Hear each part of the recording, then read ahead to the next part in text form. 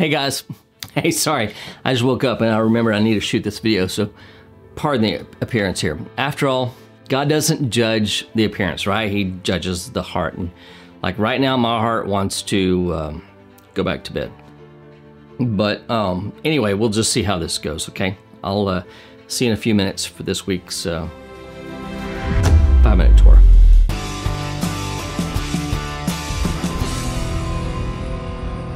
Welcome back, Shalomies. Welcome to another episode of 5-Minute Torah. Before we get into the actual 5 minutes or so of the 5-Minute Torah, here's a brief overview of this week's Torah reading. This week we're studying the portion of Emor, Leviticus 21:1 through 24:23, and here are the 3 things that you need to know about it. Number 1, extreme holiness, the life of the Kohen.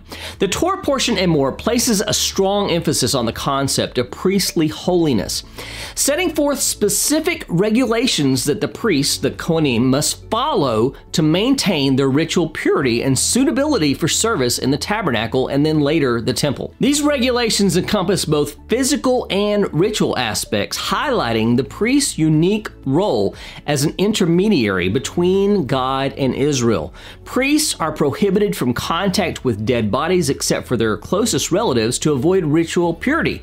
They also face restrictions in marital choices, only allowing them to marry women who meet certain standards of purity.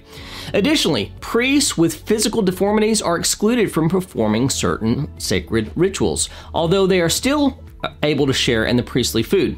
These stringent requirements highlight the broader theme of holiness and separation from worldly defilements, ensuring that those who serve directly in God's presence exemplify the utmost sanctity, reflecting divine holiness to the community in which they lead. Number 2, blasphemy and its severe consequences. In our current Torah portion, the topic of blasphemy and its punishment is addressed through a specific incident involving a man who blasphemes the name of God. This episode highlights the seriousness that blasphemy holds in God's eyes. The narrative recounts how the blasphemer, the son of an Israelite woman and an Egyptian man, curses God's name during a fight. He's brought before Moses, and God commands that the entire community must stone him to death. This severe punishment reflects the sanctity of God's name and the grave nature of disrespecting it. It serves as a powerful deterrent, illustrating the broader principle that words have profound power and that we should uphold the holiness of God's name at all times. This incident, along with its consequences, emphasizes the importance that revere for God and His name should have among His people. Number 3, festivals, the go-to chapter. If you're looking for details on one of the biblical festivals, Leviticus 23 is the address. This entire chapter is focused on spelling out the biblical calendar and festival cycle, beginning with the weekly Sabbath, which serves as a regular reminder of creation and ceasing from our own labors. This Torah portion also outlines the major annual festivals: Pesach, or Passover, commemorating the Exodus from Egypt; Shavuot, the Feast of Weeks, celebrating the giving of the Torah at Sinai; and Sukkot, the Feast of Tabernacles, remembering the Israelites' wilderness journey. It also details the observance of Rosh Hashanah, the civil new year, Yom Kippur, the Day of Atonement, and other sacred assemblies. Each festival involves specific rituals, offerings, and prohibitions, reflecting the holiness and unique aspects of each one. Through these observances, the Torah emphasizes the sanctification of time and creates a rhythm of worship and remembrance that shapes the lives of the people of God. If you're looking for a place to learn, connect, and grow, then Shalom Macon is the place. It doesn't matter where you are in the world, you can find a connection with Shalom Macon through our live services every Saturday and through our private social network we call Shalom at Home. Check us out on YouTube and on our website at shalommacon.org for more information. We look forward to connecting with you and seeing you this Shabbat. This week's Torah commentary is called Offering Our Best and comes from my book, 5-Minute Torah, Volume 2. The Torah portion of Emor is a continuation of our last Torah portion of Kedoshim, in that it also outlines the parameters of holiness, but this time the guidelines are for the priestly service. Chapter 22 details the laws pertaining to voluntary offerings. In this section, we have a few interesting laws describing restrictions for these sacrifices.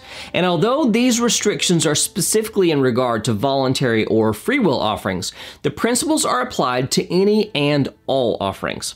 The first principle is that an unfit animal may not be used as a sacrifice. Though understood in theory, this principle is often lost in a modern context since we do not have a functioning Beit HaMikdash, or tabernacle, or temple. Let's explore this. During the time the Holy Temple functioned, the supplicant was required to bring the very best of his herd or flock as his offering. He couldn't bring a blemished animal. If it is to be accepted for you, it shall be a male without blemish of the bulls or of the sheep or the goats. You shall not offer anything that has a blemish, for it will not be acceptable for you. And when anyone offers a sacrifice of peace offerings to the Lord to fulfill a vow or as a freewill offering from the herd or from the flock to be accepted, it must be perfect. There shall be no blemish in it. Leviticus 22:19-21.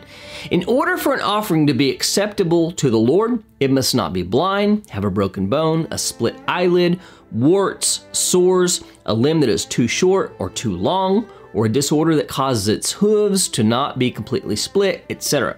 It had to be free of any kind of blemish. This may not seem like a big deal, but from an economic standpoint, this can appear counterproductive. This meant giving up the most healthy, the most valuable, and potentially the most expensive animal of the herd or flock. How can we relate to this today? We can view our observance of the commandments, particularly of our celebration of the festivals, in much the same manner. Just as these voluntary offerings are a gift to the Lord, so too are our observances of the festivals, because each festival is an appointment with Him. Here are some questions to ask when it comes to how we celebrate the festivals. Do we observe God's appointed times, including Shabbat, to the very best of our ability? Or do we just do the minimum to get by? Is our table set with the very best we have, or does it look like the rest of the week? Do we purchase and enjoy the very best foods that we can afford, or do our meals look like the other 6 days of the week? Do we wear our very best clothes, or are we still in our shorts and t-shirts? Do we celebrate the festivals with detail, precision, and completeness, or do they look like most other days? One may object, the Sabbath is a day of rest and leisure. It should be casual and relaxed. But is that the true spirit of the Sabbath? Is this the gift we desire to give back to our Maker? Both of these situations, offering a sacrifice in the Holy Temple or celebrating a festival in our home, come down to the question of whether or not we have made them holy by offering up our best. The final question is, have we given our absolute best offering to the Lord, or are we merely handing Him the leftovers? Just as we wouldn't want to give Him an unfit animal as an offering, we shouldn't settle for giving Him our second or third best on a day of holiness. Maybe you've been in the habit of keeping a more casual Shabbat or making the festivals casual. Ask yourself, what can I do to enhance both the beauty and the sanctity of the upcoming Sabbath or festival? What will my next offering to the Lord look like? Honestly, have you been giving your best or giving what's comfortable? Do Shabbat and the festival simply look like the other days of the week for you? If so, are you willing to put in the extra effort to make a change and kick it up a notch? Let me know in the comments below. And if you haven't started the Pirkei Avot study, it's not too late. You can join it right now. Just use the link here above or at the end of this video to get started. I'll see you next week for another Messianic insight into the eternal Torah of God. Blessings from Shalom Macon, the place where disciples of Yeshua learn, connect, and grow. Please visit our website, shalommacon.org, to learn more about us, join our live services, access other teachings, sign up for our newsletter, join our private network that will connect you with our greater community from around the world, or contribute to the work of Shalom Macon. Thank you for watching, and we look forward to connecting with you.